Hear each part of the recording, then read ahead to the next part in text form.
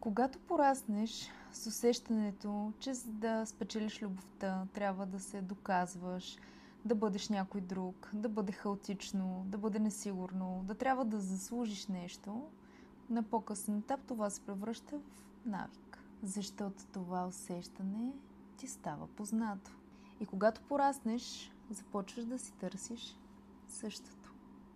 Ситуации, в които трябва да се доказваш, връзки, които имат изключителни върхове и спадове. И това ти изглежда като любов.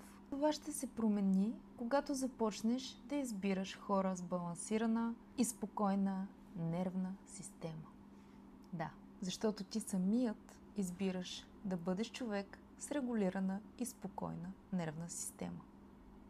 Тогава ще започнеш да избираш мира пред хаоса, ще започнеш да избираш истинска връзка пред нуждата от валидация. Одобрението и потвърждението вече няма да са това, което търсиш.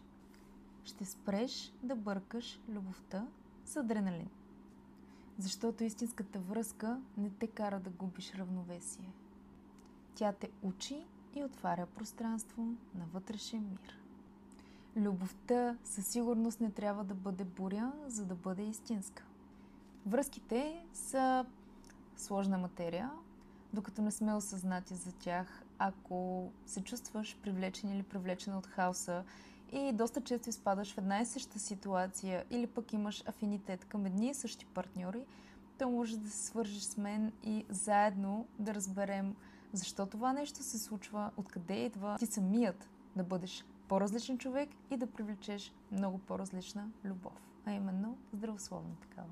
Аз съм Даниела и обичам да правя това, което правя. Последвай ме за още подобно съдържание за психология с дълбочина и смисъл.